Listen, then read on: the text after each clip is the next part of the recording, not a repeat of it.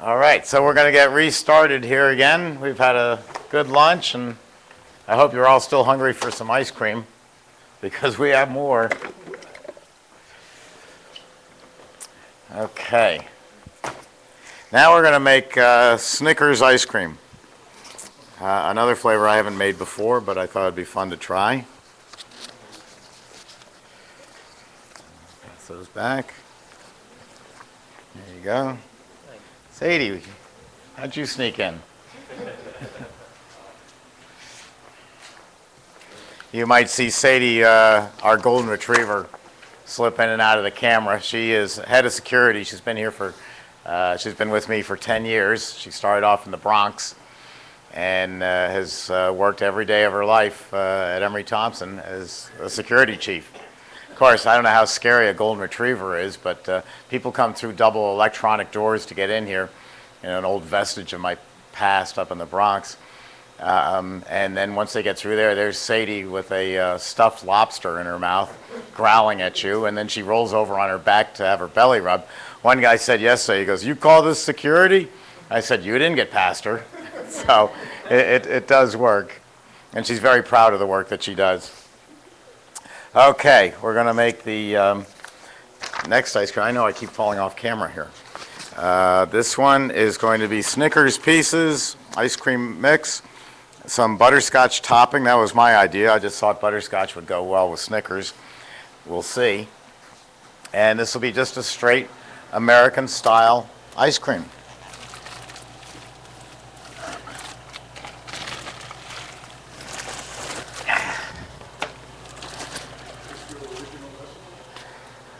Original as of last night. So no sense making things I know how to do. I like to try new things. Sometimes they fail. We made a blue ice here that was just so horrible you couldn't eat it. And, oh, it was terrible. Okay, I need 5 to 6 quarts of mix. So let's start with this. That'll give me my 6 quarts. Let me do it where you can see it on camera. I saw one question, Ken, come over the internet, and the people were asking about, they're on Long Island and they wanted to see some places that use Emery-Thompson. It's more like, who doesn't? But I know that's not the answer you're looking for. But the answer is interesting. I get people all the time saying, I want to go into an ice cream parlor and I want to see an Emery-Thompson running. Well, I don't do that. I can name drop all day long. In New York, if you want to look at ices, there's Gino with 27 machines. There's Ralph with about 15 machines. Cafe Ferrara is probably the most famous place in America for pastries.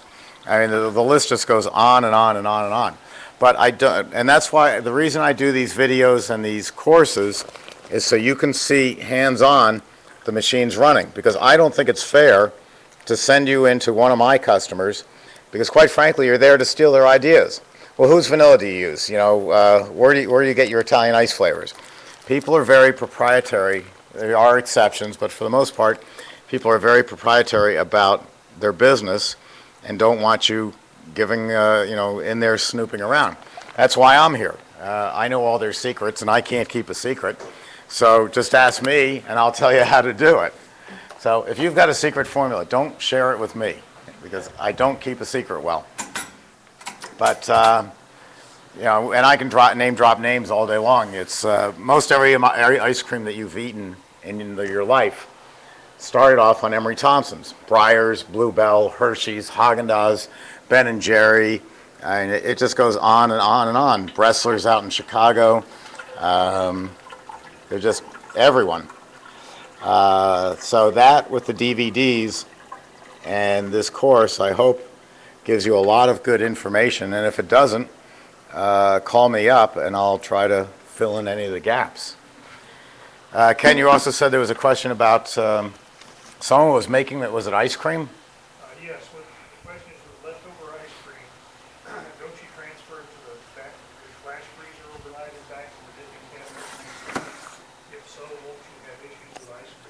the customer was talking about, we move the ices, we can move ices back and forth, but don't move ice cream.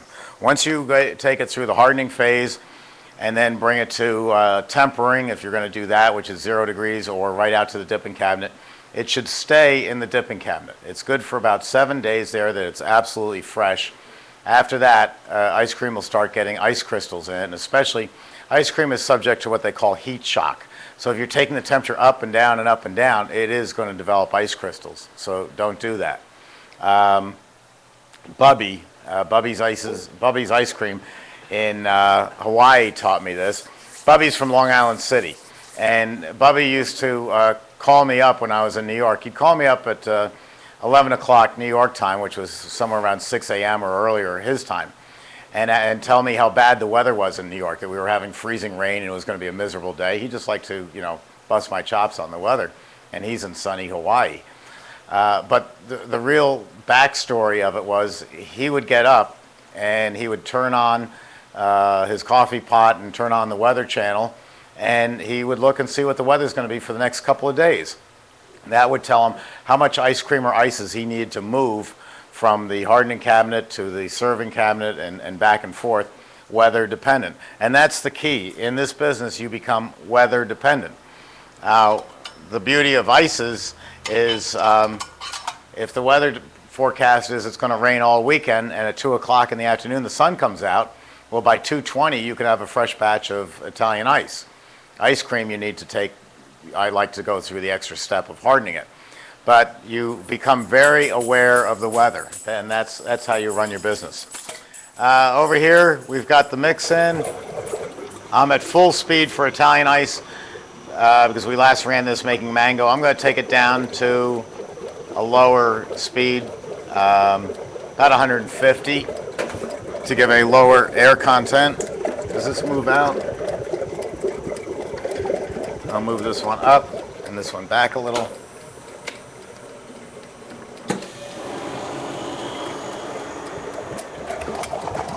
So I've got my mix in there.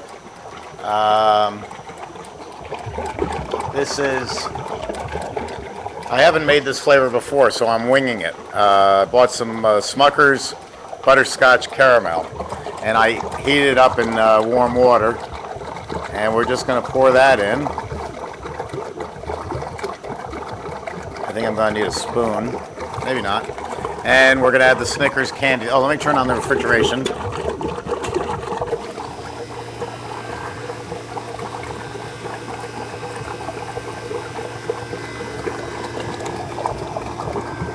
Okay. And I've got my Snickers candy. We'll let it run for a couple of minutes and then we'll pour the Snickers candy in.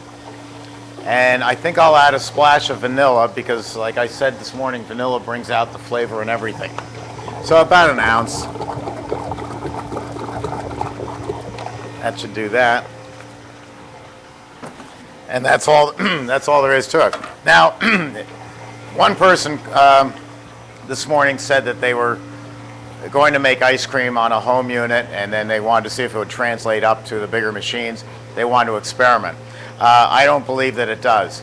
But one side point is when you're doing something like this, I'm breaking all the rules today because if this is a new flavor for me and I just decided at the last minute to put in an ounce of vanilla, number one, I should have measured the vanilla, but number two, I should be writing it down on a notepad because when I hit the perfect ice cream and say, oh man, that's great, it's just the way I want it, well, what did I put in? What did I do? I can't remember. So write down every time you make a change, and go so that you have it, you can go back and duplicate it. Also about fooling around with machinery like that. These things, the way we build them, are built to last 45 years, and you could run it 24 hours a day, 7 days a week if you chose. They're virtually indestructible. So with that in mind, if I was teaching your staff how to make ice cream, it's me, a couple of your ice cream makers, and you, and they were all right here, I would turn to the ice cream makers with the owner right there and I would say, okay, here's the Emery Thompson. It's virtually indestructible. But if you drop a spatula in it like Steve does once in a while, or if you get talking to your girlfriend on the phone and you freeze the machine up, which you should not have done, it's just a piece of machinery and we can fix it. But we've got to keep our ice cream consistent. So if you damage the Emery Thompson, tell me, tell the owner that you damaged it so he can at least call up here and say, did we really do any harm, or is it no big deal? So that 6 months from now we don't have people saying, oh, you know, the ice cream doesn't taste the way it used to because it's taking 4 minutes longer to freeze. It's only a piece of machinery. And I turn to the owner and I say, owner, if this employee breaks the machine, promise me you're not going to fire him. You want to be told that there's something wrong so you can fix it. That's all well and good. But now the business about writing down your formula. Once the owner has this formula, and this is what the owner likes, this never changes. If Paula and I go to Cape Cod every 3rd year and we go to 4C's Ice Cream, I love their mint chip ice cream, and I want to have the mint chip just the way I remember it 3 years ago. I don't want any changes whatsoever unless the owner decides to change it. So here's the recipe for, say, mint chip up at 4C's. Well, I've got an ice cream maker who decides he's new to the business. He says, you know, the owner's a jerk. He doesn't know how to make mint chip. I'm going to do this to it. And he makes a change. If we catch you changing my recipe, we're going to handle it the New York way. We're going to break your kneecaps, we're going to shoot you, and then we're going to drag you out into the street and you'll be fired. Because we have to have, I have to impress on you, we have to have consistency. We want the ice cream always to be the same, batch after batch after batch. So if you're an employee and you break the Emery Thompson, fine, your job is safe. If you change my recipe, we break your face. It's as simple as that.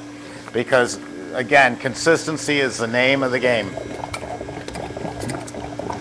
So I'm going to pour these in now. It's thickened up a little bit. So these.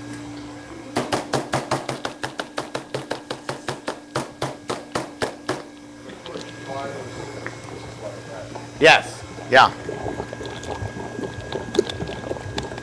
I can't tell you where I got them because the owner of them is coming in tomorrow, and I'm counting on the fact that they're flying today and not watching me make this. Stolen goods.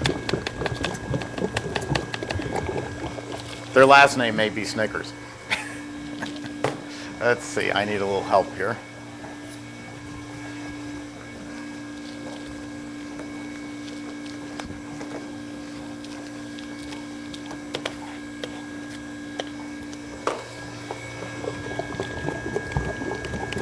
Now you can't do this with any other machine.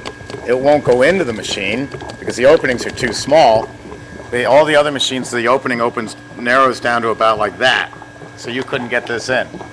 And they tell you, Taylor says it, Capajani says it, Electrofreeze, Stolting, you'll void your warranty if you put anything into the machine like this because it's not strong enough to handle it. They don't tell you it's not strong enough, but that's what it boils down to.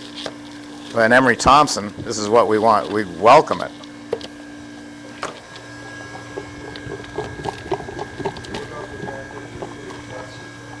Oh, it's great. Well, if you have nut allergies, don't eat the ice cream. It's that straightforward. I think for the most part, I mean, not to say that we coddle people with allergies, but people who have allergies know they have the allergy and they know what they're not supposed to eat. I am not, you know, as teenagers so horribly like to say to their parents, you're not the boss of me, you know.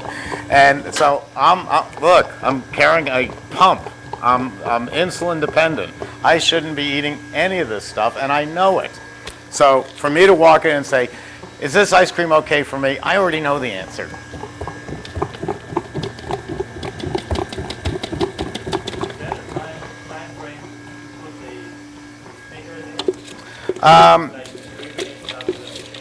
Since this is a semi-soft product with a lot of chocolate, I waited about 2 minutes to put it in until the ice cream thickened up a little bit. If I was doing a nut ice cream, like maple walnut, and if I take whole walnuts and throw them into the machine, they're going to break into quarters, which is right where I want them. I don't want people eating a whole walnut. I want walnut pieces. So if the machine is going to break whole walnuts into pieces, why spend the money for whole walnuts, which cost a premium, when I could buy walnut pieces and just throw them right in the machine? They're not going to break up any further than pieces. So it depends on what the product is, how it's going to blend it. That's coming along nicely. I'm just going to push some of the candy dust down in there so we get all of it. And it looks very good. Now this, of course, is going to come out to be a very sweet ice cream. But I think that'll be good.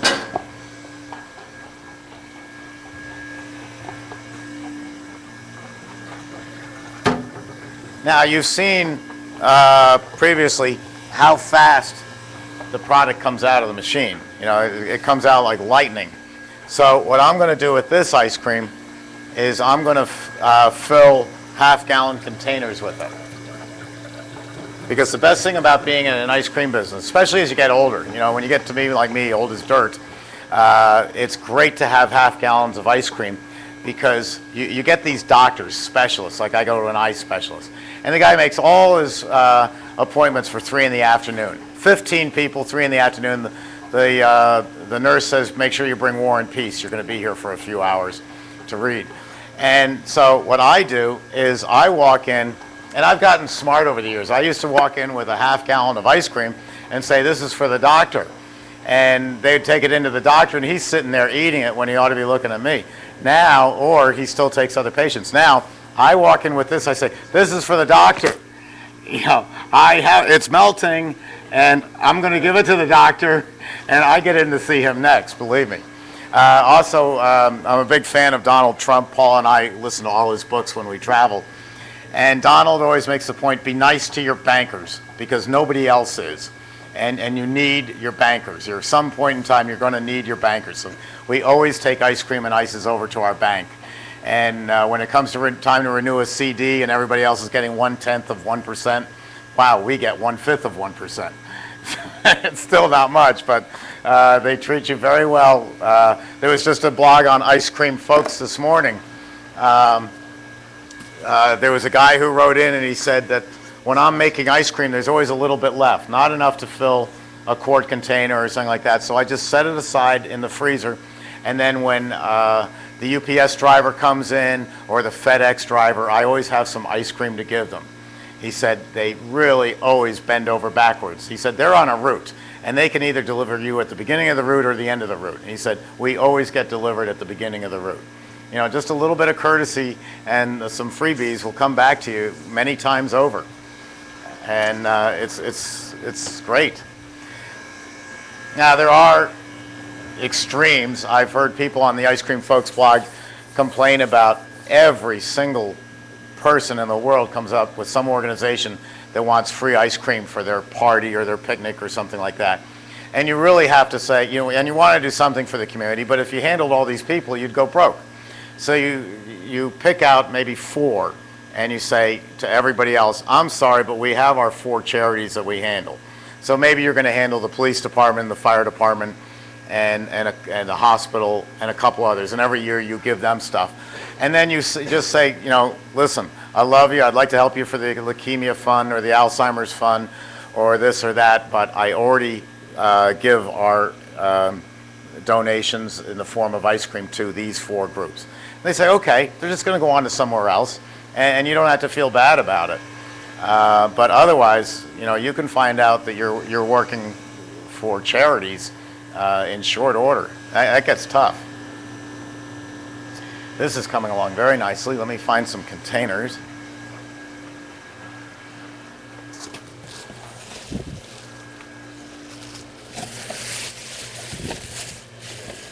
Hey Ken, you remembered to plug the mix box back in. Wow, I'm impressed. I just remembered now.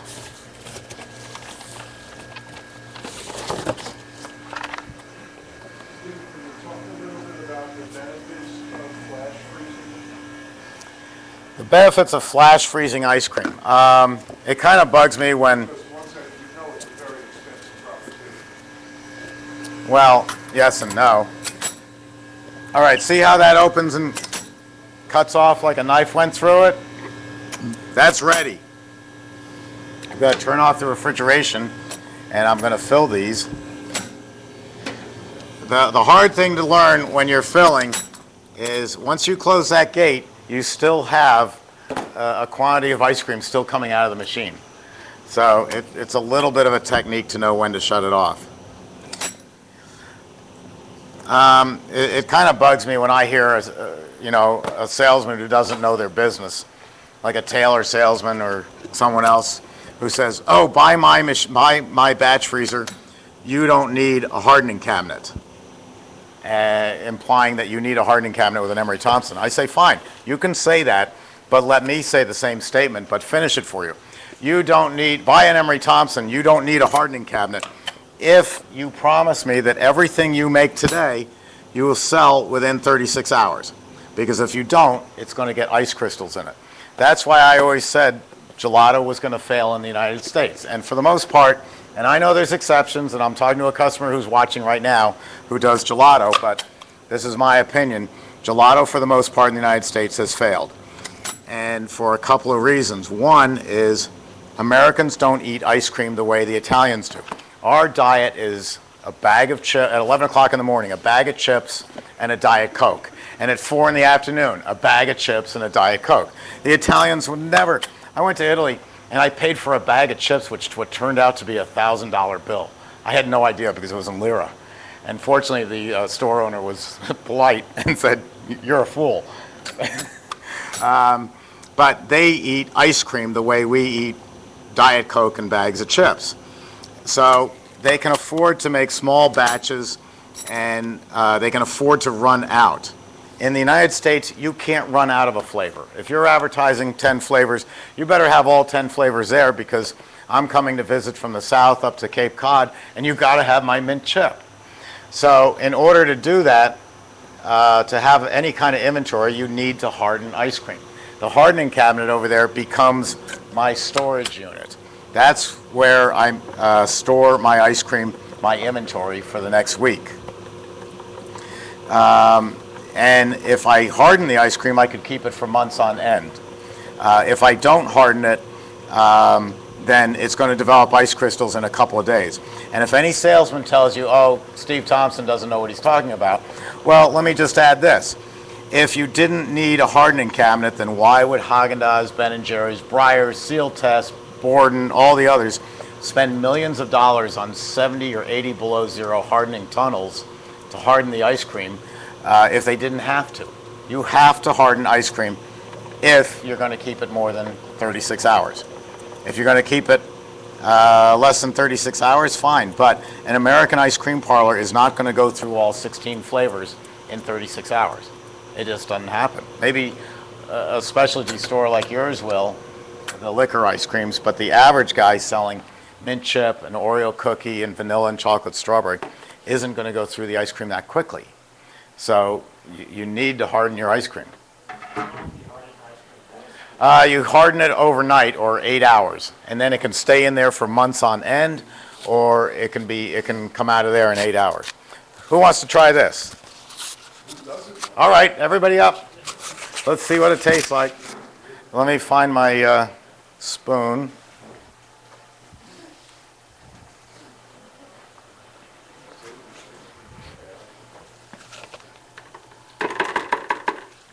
We're getting to the point where people are starting to think, "Oh no, I don't want any more ice cream." No, not anymore. How's that?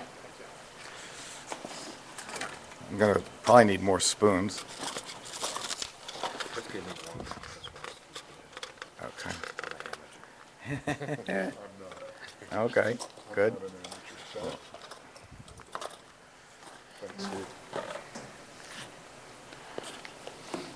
All right, how is it?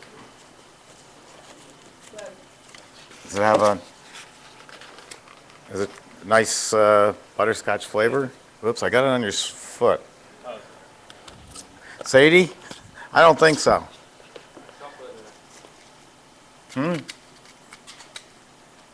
No, yeah, that's right. It's got chocolate in it, right.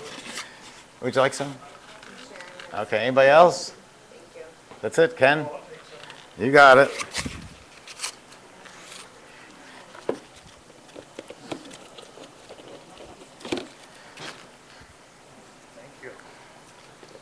you go. I'll put lids on these and get them in the freezer. That was the end of those spoons. I got the lids over here. If you would see if there's spoons over there somewhere.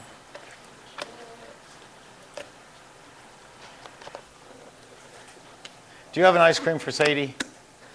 Can she have one in here?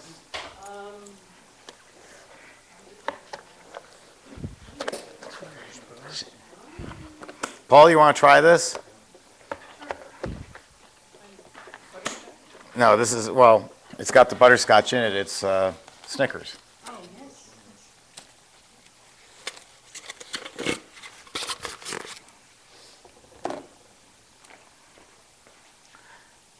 Since I know you're not going to want dinner tonight, how would you feel about some good kosher hot dogs? Oh, yes. That would sound good to me on the grill. That would be good. Hebrew National. Hebrew National. Ah, these are better. Higher authority, exactly. Like who? Oh, yeah. I used to have to bring Sorbet hot dogs from New York to St. Louis to the guys. Oh, gee. My favorite hot dog story is Don Imus. Imus in the Morning in New York, who's famous. He's been around for 100 years.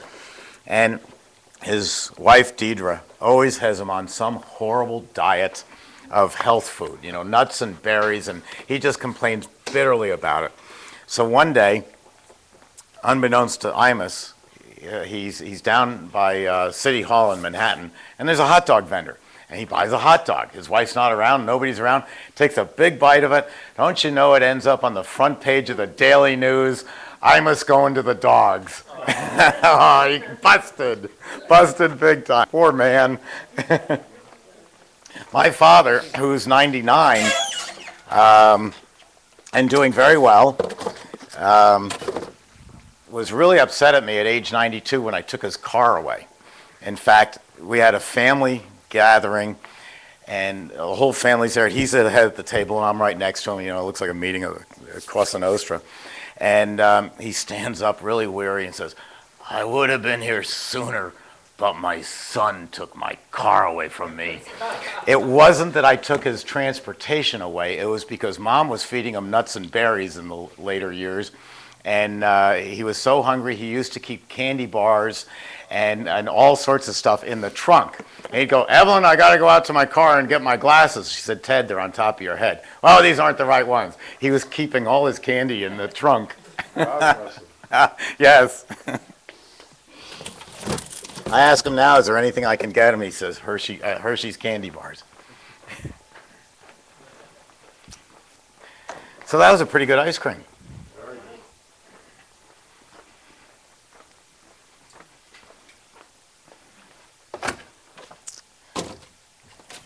And now, for our last trick, we're going to make a wine sorbet.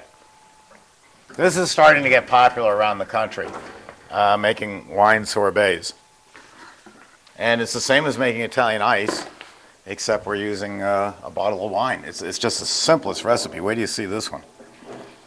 Okay, remember, close the gate. You did? Oh, that's tragic. I'd be on the floor licking it up. Oh, it is sticky. So let's see. We got that and this. This recipe is so simple. Now, this isn't a full batch. A full batch on the CB would be 2 bottles. But we're just going to make this.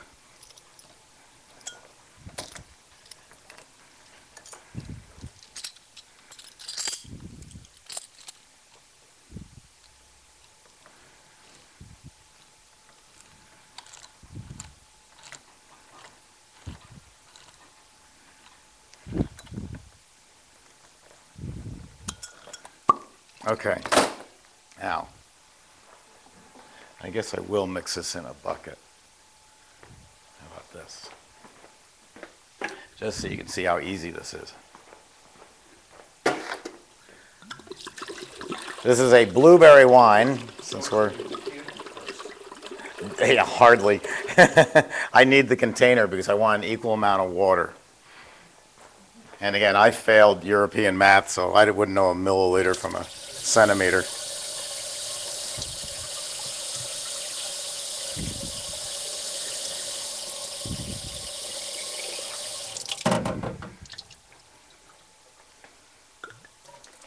Okay. Bottle of wine, bottle of water.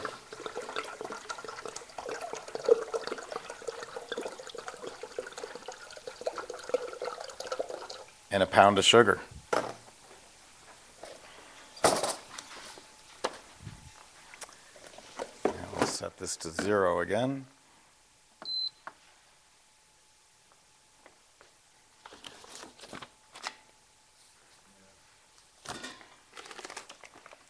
Again, just plain old ordinary sugar from the supermarket, the cheapest stuff I can find. And sugar dissolves very nicely in cold liquids. You don't have to spend a lot of time with it or go crazy.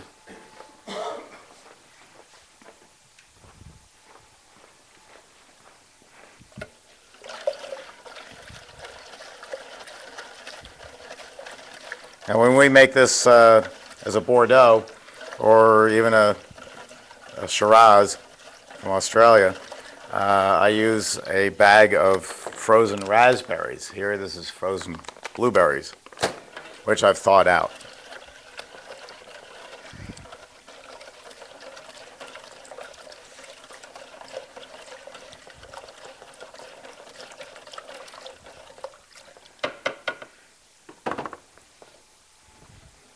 And we pour that in. Gates closed.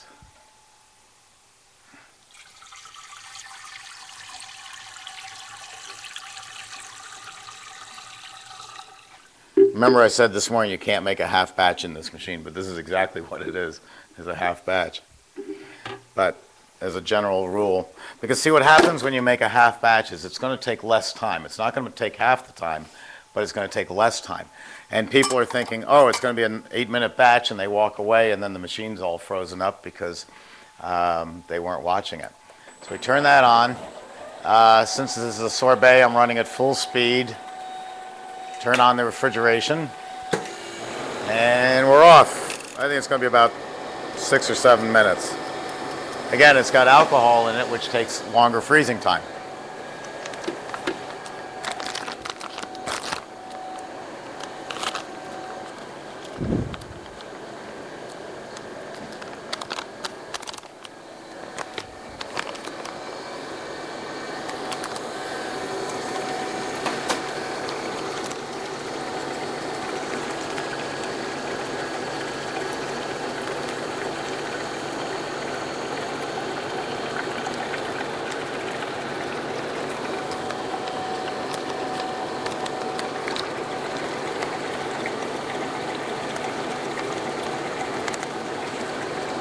That's it. That's the whole recipe. Yes? Is that a local blueberry wine? I don't know. Let me see. Paula got it. I know why she bought this. She bought it for the blue bottle. She loves the blue. Yeah, Plant City. Plant City, Florida. Oh, really? Huh. It says semi-dry blueberry wine.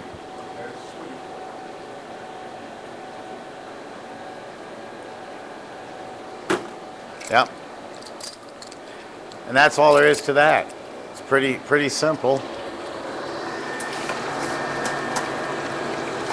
I have a couple of blueberries hung up there. Let me just knock them down.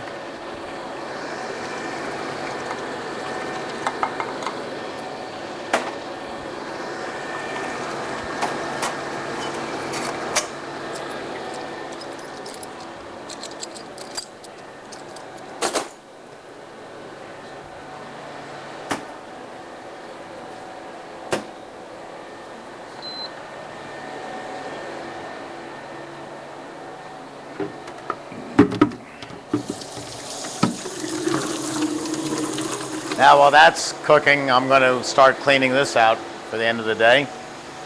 Any questions I can answer about machinery or anything so far?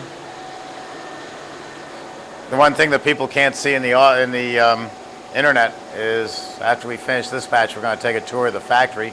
I'll show you around briefly how we build the machines. They're all handmade, and every machine gets tested. We do 2 to 3 days of nitrogen testing, where we fill the whole Freon system with nitrogen, put gauges on it, and then watch it to make sure that no nitrogen escapes, that the pressure doesn't go down. And then we evacuate the system of the nitrogen, fill it with Freon gas, and then we run every machine for 3 to 3.5 hours, making just sugar water, so we can match in all the parts of the machine, so it's already broken in when you get it. We also get to see that everything on it's perfect.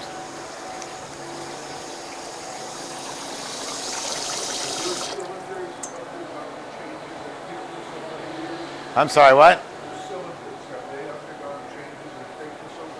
No, we've been building the cylinders the same way forever. How we wrap them is different. Years ago, it used to be a flooded cylinder, which the Capigianis are today, where you have an inner cylinder and outer cylinder and the gas flows through it. We abandoned that about 1959 yeah, the flooded cylinder is primitive, so we stopped doing it. And we use the copper tubing. We get a better cold transfer and no chance of leakage.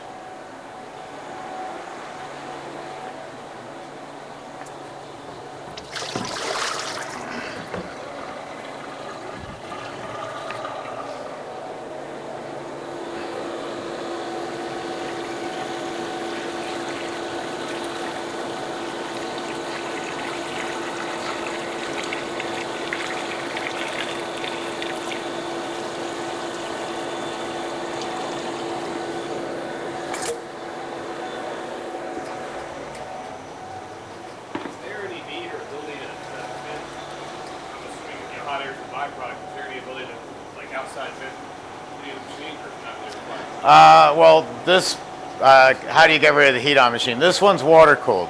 That's hooked up to a water line and the heat goes out with the water.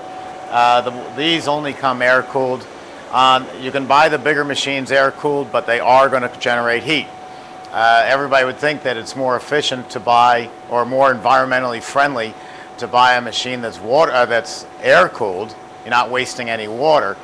But if I run this particular model in air cooled, it's going to take this 75-degree room up to about 90 in a half hour, and I'll have to compensate with more air conditioning.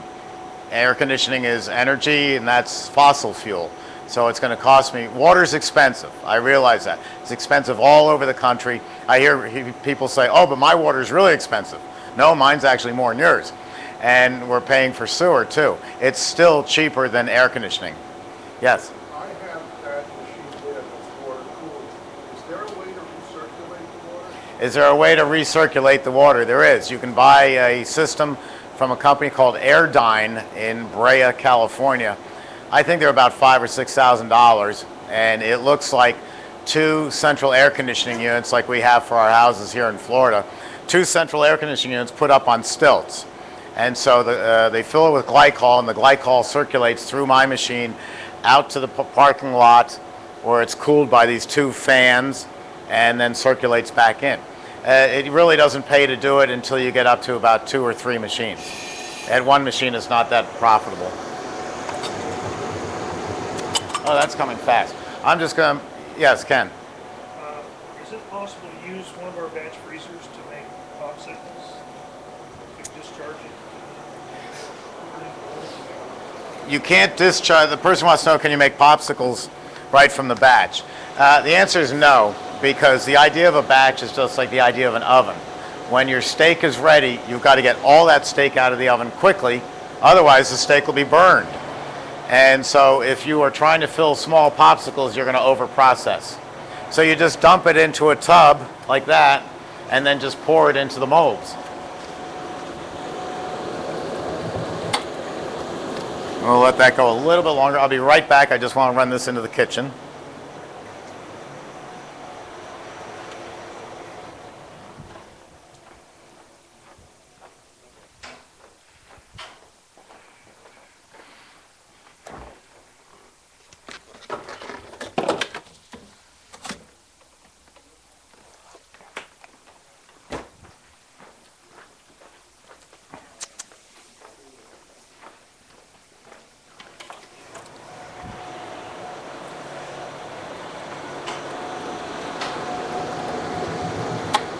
that's nice. We'll turn off the refrigeration. Yes.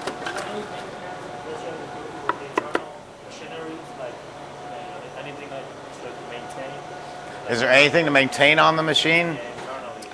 You lubricate the drive shaft once a day, and that's it. You don't do anything on the blades for about 7 years.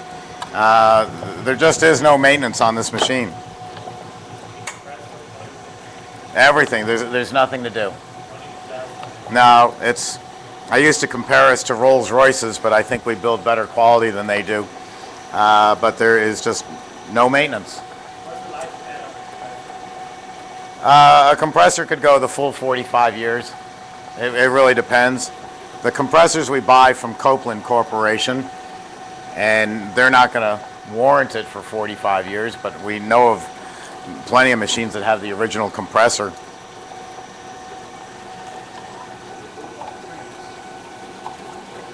Yeah, that's what we build. Okay, let me show you this. Now you saw what was in there. There's no artificial coloring in here at all. That's just your wine sorbet right there. Pretty good. Everybody ready to try this? Let me just get this cleaning started.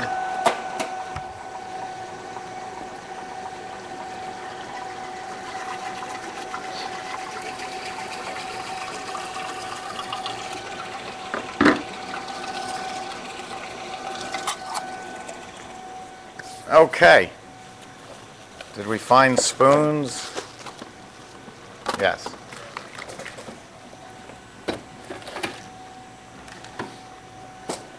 Here we go.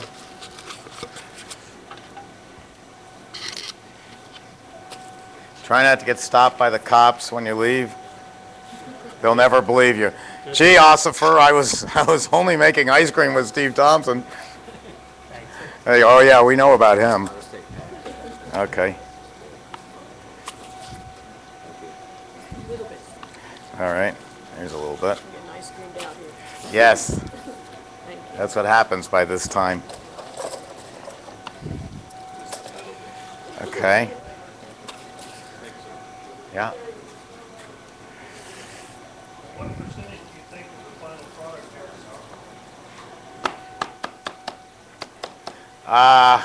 I have no idea. You're dealing with 4 quarts of finished product because I only made about a half batch. 4 quarts. 1 quart was, no, it's about 3 quarts here. And 1 quart, less than a quart, was the wine. The wine was only 7%. Isn't that what wine is, or is it 12? Higher? So, not a lot. It's not the answer you're looking for, but math was never my strong suit. So, is it the water constantly going in and coming out? Is the water constantly going in and going out? No. It's only on when I throw the switch on the compressor, actually the one over here. When I turn on the refrigeration, it starts using water. When I turn it off, it stops using water. So that's a real nice product. Does that have a good taste? Very good. Very good. Our customers would eat this up. Oh, good. So you can run home and serve that to them tonight. And charge more for it because it's a limited time only. Only while that winery is making the wine. Blueberry season. Blueberry season. $5 is it. Okay.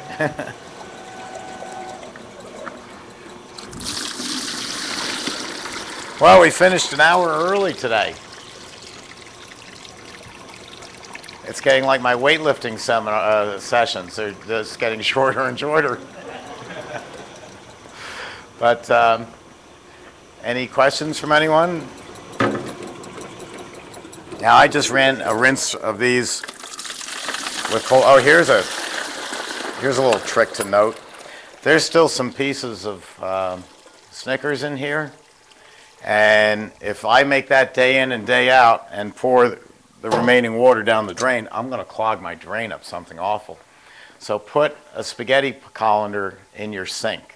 and run everything through the spaghetti colander. That way it doesn't go down your drain. I mean, even if you're using fresh strawberries, you could have some strawberry left over and it'll eventually clog your drain. But if you put everything through here, and there's no reason you couldn't reuse it again right away, especially with things like nuts, if you're making a second batch or a final batch, that's okay. And that way you won't have anything clogging up your drain.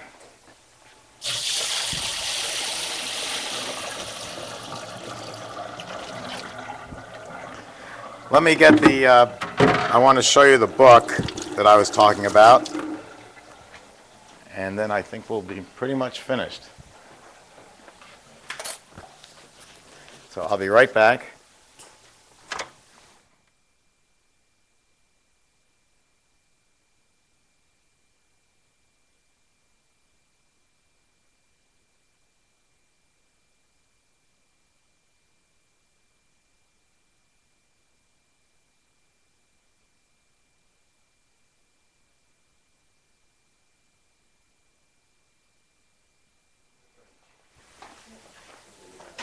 This is the book I was talking about, Incredible Ice Cream. And it's got over 300 recipes in it. We sell this for $65. And it breaks down all the different things that you need to make all these different ices and ice cream formulas. In the front, he talks about different equipment and what it does in the store. In the back is a very comprehensive bibliography of where to buy things. You know, how to get... here's cold molds. Cold molds, let me tell you about that real quick while we're here. Steve Rapucci, the gentleman who runs the blog Ice Cream Folks at Yahoo Groups, makes these. And these are his company, Cold Molds. And these are for making different sizes. That's a heart-shaped cake. Those are going to be little hockey pucks, they call them. There's a round cake. And the beauty of these is you put the ice cream in here, and then you throw it in the hardening cabinet and freeze it. And usually with other molds, you have to, it's very risky science. You have to have a tub of hot water, dip it in for a certain amount of time without ruining the cake, pull it out, and then have it drop out of the mold. With the cold molds, they're all rubber, so it can come right out of the hardening cabinet, and you just take it like that, and out drops your cake. Is it straight ice cream or an ice cream cake? Whatever way you want to do it. You can make straight ice cream molds? Oh, yes. Yeah, because you're freezing it in the hardening cabinet, and you just are popping them out like that. Another thing about ice cream cakes is I would not have, people differ with me, that's fine, but I wouldn't have in an ice cream parlor a display case of ice cream cakes. Because number one, I walk in and it's Tuesday, and there's a bunch of ice cream cakes, and you say, I'll take that one, but the party's not till Saturday. So how long's it been sitting in that case? We know it's going to sit there till Saturday. It's getting really, really old. What I would do is I would scrap the $3,000 case, and I would have some just nice photos taken, and a table and chairs, and I would sit down with the person buying the cake, and I would say, okay, here's your choices. This one feeds 9 people. Here's this shape, here's that. And you're always upselling. I mean, it's not bad to upsell because people are going to end up with a product they love anyway. But if you've got 9 children and 4 adults, the 4 adults are going to eat more than you think. So maybe you buy a cake for 15. That's upselling from a cake for, say, 10. And so you sell them the cake for 15, and then they're relying on you, well, what flavor should I get for the kids? And you say, well, we've got all these different choices, but you know they really love Oreo cookie ice cream cake. Okay, I'll take an Oreo cookie ice cream cake. Okay, make it out to Happy Birthday, Charlie. And when's the party? The party's at 5 o'clock. Okay, don't come before 1 because your cake won't be ready. So it's just so far just screaming fresh, made, custom made, the whole works. You want to know the real story? The real story is I have about 25 of these that I made a few days ago in the 30 below freezer. They're all Oreo cookie because I know it's the most popular and that's what I'm promoting. So I've got a bunch of blank Oreo cookie cakes. And it's for Charlie, so we're going to demold it on Saturday. We're going to put blue trim around it, and Happy Birthday, Charlie. Or if it's for Susie, we're going to do it in pink, but from the blank mold, and we're going to happy birthday Susie. And these cakes were already made. All we had to do was pull it out at 12:30 and decorate it. And so the customer, they are getting a better product, much better than what was in that display case. But the fact that they can't come before 1 to pick it up means it's really fresh. Now, to say something derogatory about us men, on the birthday, the wife has done everything. She has arranged the party, the entertainment, the favors, the food, the whole works. My job is to go pick up the ice cream cake. And while you're at it, don't forget to get the plates and the spoons and the happy birthday 3 for Charlie's 3rd birthday. And so I get to get the cake, and all of a sudden I realize I forgot to get the candles and everything else, and that means I've got to drive the cake home, and I got to go back out to Target and get the rest of the stuff. So you, as the ice cream parlor, know that the husband's going to screw up, and so you sell candles and spoons and forks, and I don't care what I pay for it. I'll pay anything if I don't have to go back and do a second trip. I just want to get back to my Barca Lounger and my beer. So I will pay you to sell me the cake, of course, but also sell me the candles and the spoons and everything else. All, one-stop shopping. Oh, there's 2 in here. One-stop shopping. And so you're making more money. You're upping the price. It's like, do you serve ice cream in a dish or a cone? I would prefer a cone if I've got a Baie Marie. That's, like you go into a sandwich place and they've got, the onions and the peppers and this and that. Well, we have M&Ms and Heath and Snickers and stuff like that, and people eat with their eyes. So I just sold you on 2 scoops of vanilla, and you go, would you like any toppings? Oh, sure, I'll take some M&Ms, 60 cents. Oh, and how about some of those Snickers? Yeah, 60 cents. And it's better than Cold Stone, because Cold Stone says you will buy all this stuff and you'll pay $7. This way, I chose to buy 2 scoops of ice cream, and it's my eyes that are saying, okay, let's start adding on the price. I'm not going to feel bad about the price because I'm the one who picked it. So selling the cake and then having all the peripheral that goes with it you're doing me a tremendous favor. You're keeping me from having to go out to another store. Yes? What would you think is the minimum cold temperature to make a mold work? Oh, you'd have to talk to cold molds to ask that, but I'd probably say 0. Because I know I had one in that freezer, and that thing's only at 5 below. And it worked? Yeah. And what's the name of this? Cold molds. Feel it. It's just soft rubber, but it doesn't wear out. They're really neat.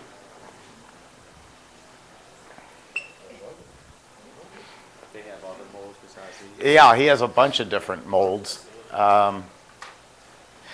I can't remember the name of his company, and Steve's going to kill me for that, but I can give you an email address for his store, and then he can direct you to his website. Coldmolds.com. Thank you. That made it easy, didn't it? COLD, was it MOLDS? COLDMOLDS.com. Or if you want to talk to Steve direct, he's at steve@madmaggies.com. Mad Maggies, Maggies. Yes, Ken. One of the questions here at the last minute, is Sherbert the same as Sorbet? Sherbert is not the same as Sorbet because Sherbert has dairy in it. It's a hybrid of ice cream and Italian ice. The real question is cream ice the same as Sherbert? And that's an ongoing debate. I think they're almost the same. But no, Sorbet is just sugar, water, and flavor. And the difference between gelato and ice cream, is it lower fat content or air content? The answer to that is yes. Ice cream, by federal definition, is a minimum of 10% fat and any air content you want. Gelato is 10% or less. Over in Italy, it's about 6 to 8% fat. Here in the United States, it's just as easy to go out and buy a 10% mix. So we use a 10% and Italian flavorings. But there are going to be names like, let me step off camera and read you some of these names. There's mocha, which is coffee. Fragola, which is strawberry. Excuse me if I'm killing these. Fruta de Bosco is wild berries. I haven't seen anything that we don't have so far in American flavors. Amaretto, of course, is an Italian flavor. Hazelnut, tiramisu. So they're different flavors, but It's still basically ice cream. Andrea Cocky and I have had this debate because Andrea says they invented the gelato machine, and I say that we did about 15 years ahead of time. And he says, well, ours is gelato and yours is ice cream. Well, tell me what the difference is. It's still milk, cream, sugar, skim milk, and flavoring in ice cream. And gelato, guess what? Milk, cream, sugar, skim milk, and flavoring.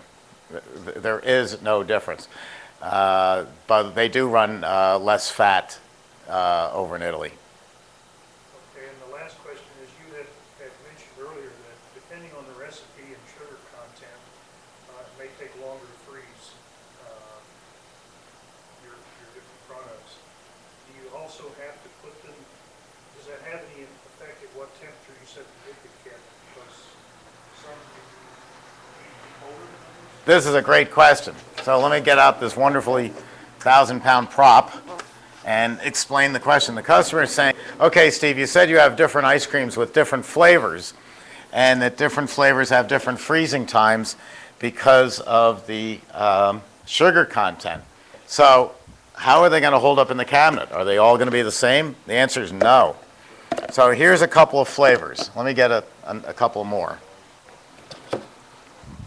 All right, we've got 4 flavors in this cabinet. 1, 2, 3, 4. Now, this cabinet is wrapped all the way around in aluminum tubing, something we never use because aluminum only lasts on average 11 years. This old cabinet is actually copper. Everybody else uses aluminum. We use copper. Copper never wears out. But this is wrapped all the way around in refrigeration. This wall is cold. This wall is cold. Over here is cold. And this is cold. So just look at the cabinet. This tub of ice cream, no matter what flavor it is, has one wall of cold touching it. This tub of ice cream has 2 walls of cold touching it.